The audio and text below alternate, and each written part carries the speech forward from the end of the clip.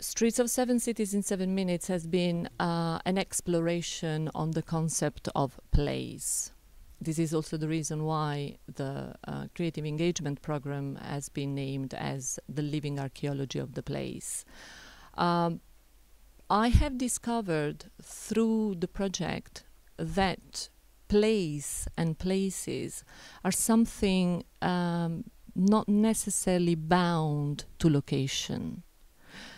I discovered that our own bodies can be places, and our own bodies carry memories of things past, of which we might not have a conscious knowledge, but you know, through our everyday actions, this ancestral information resurface. I'm looking at lots of these videos, obviously on streets where people are, and they are, a lot of them are largely people in crowds, but they aren't, if you like, faceless crowds, or they aren't masses. They're like sort of large groups of individuals doing things.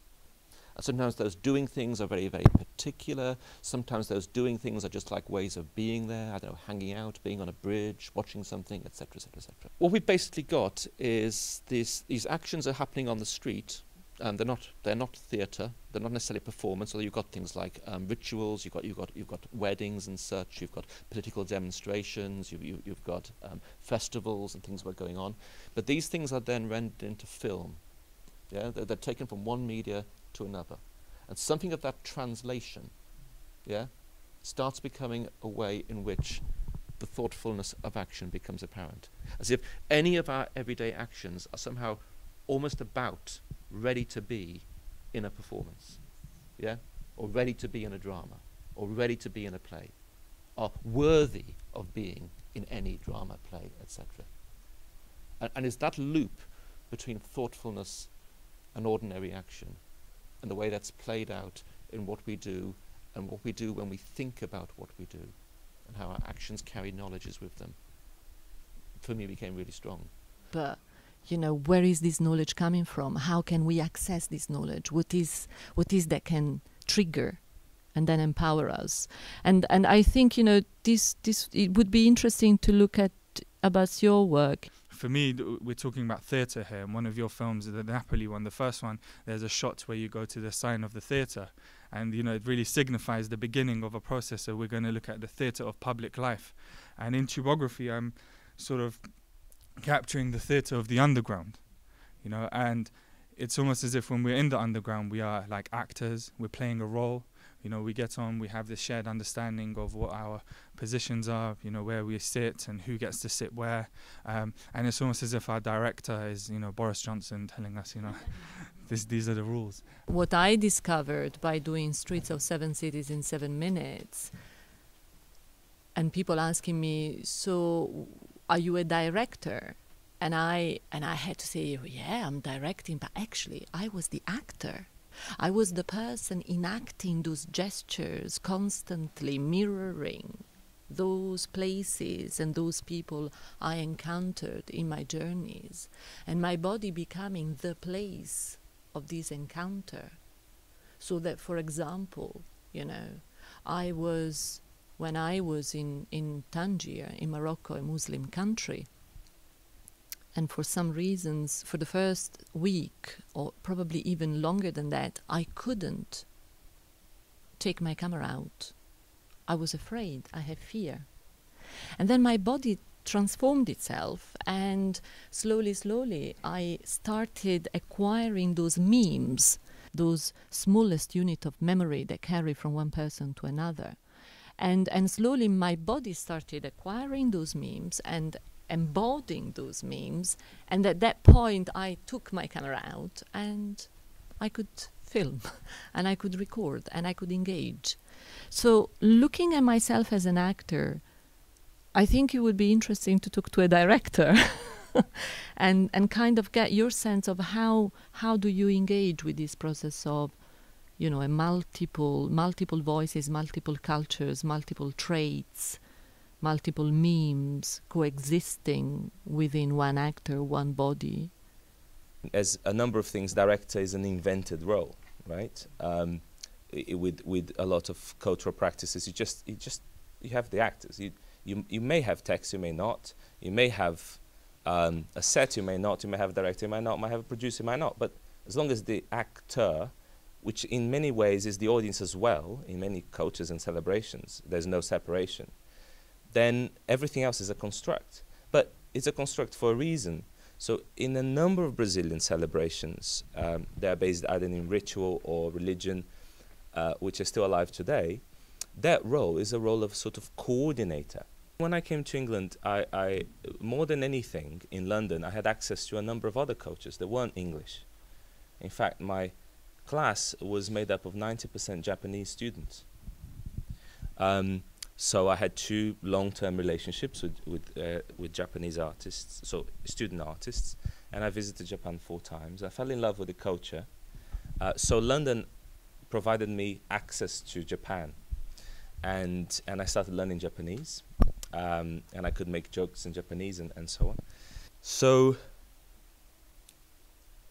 you know, one is your personal engagement with culture, your own culture and culture as a whole, how it moves, how meetings are made, and how how you understand yourself in relation to culture.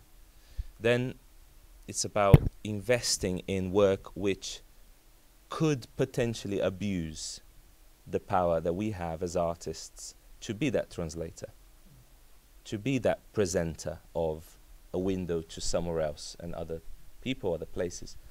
What I see from your work, which again is great for me, is that you go to these places as a stranger. And the camera looks at people who are strangers to you, yeah? Who in some ways their stories are not known. So then you have to read upon them. You have to make connections. You have to do your own act of recognition, yeah? Of joining things together. And there's a way in which, in the 7 Cities things, the stories are not being told.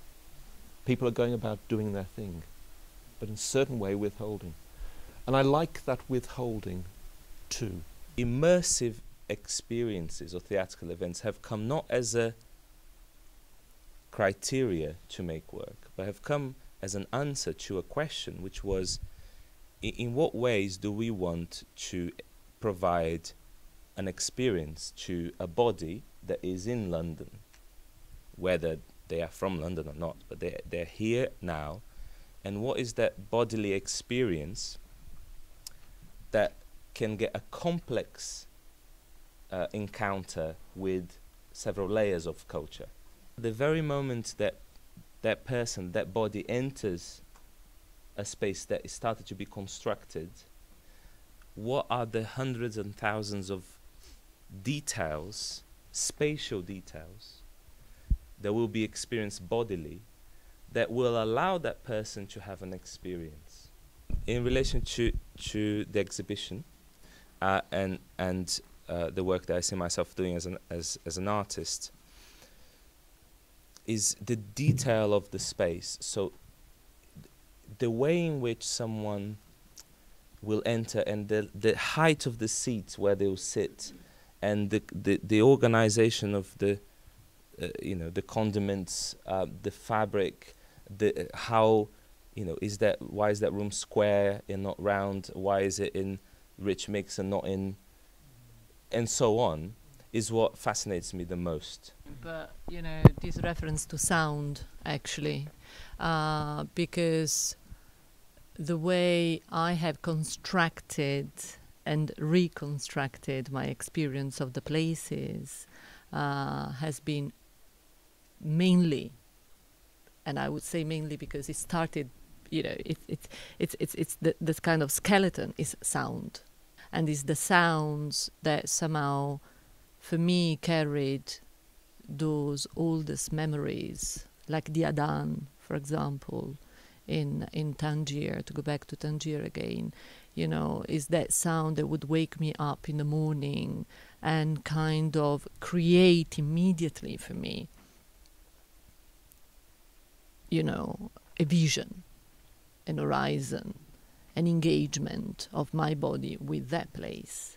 And so, this reference to sound as a way also to invite people into the place and to, become actor in these small cubicles, which I have represented as intimate spaces, because I think there is a level of intimacy in theatre as well as being public events. There is an intimate engagement with, and in this case in particular, the idea of stimulating, the ancestral memories of people who come into the space and recognize those sounds somehow in relation to the concept of nomadic experiences and migration movements.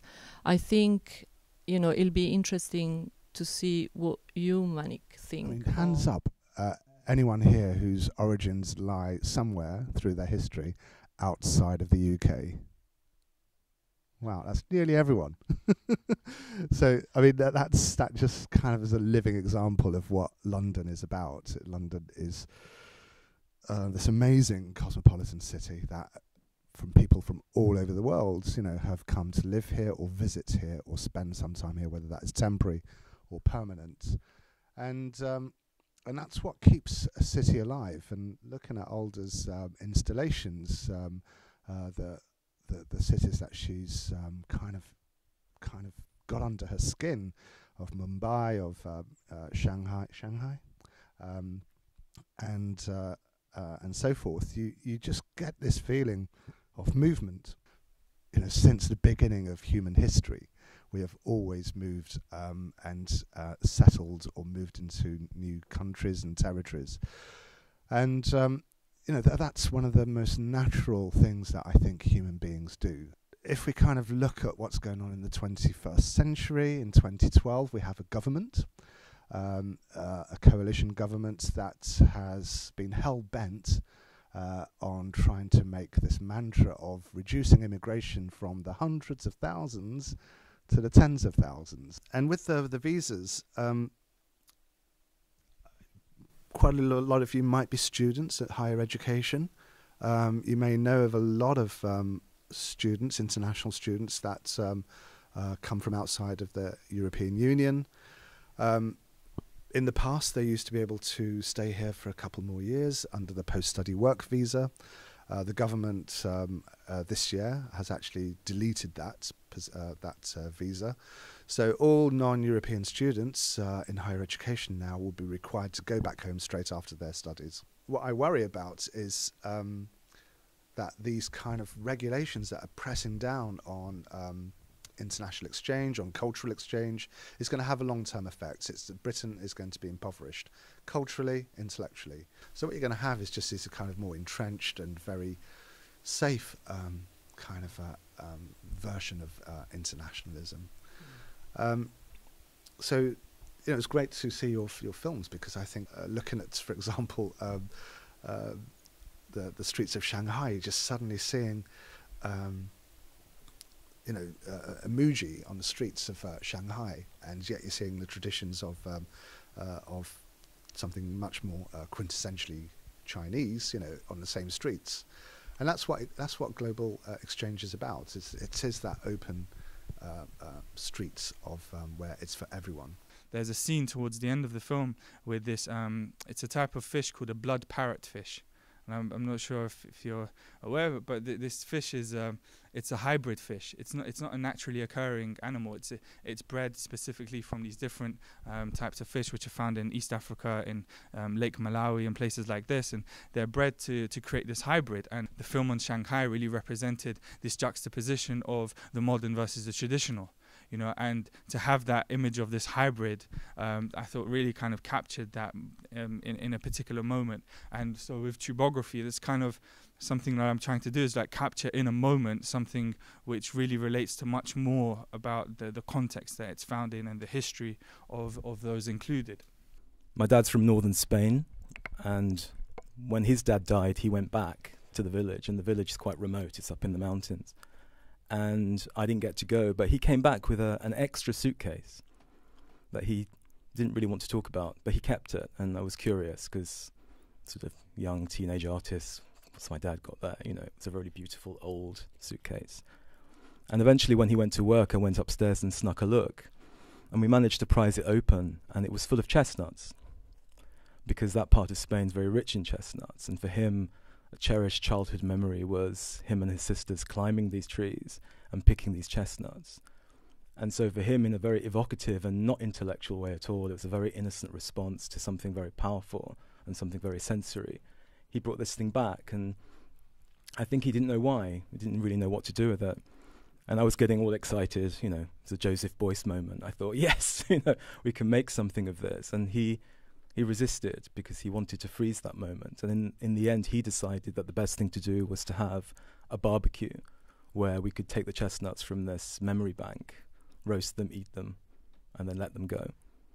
So I think my point is that somehow, in some way, what we mustn't do is hold on to these things as artifacts that evoke a particular meaning that's permanent. It's about movement, and it's about sharing.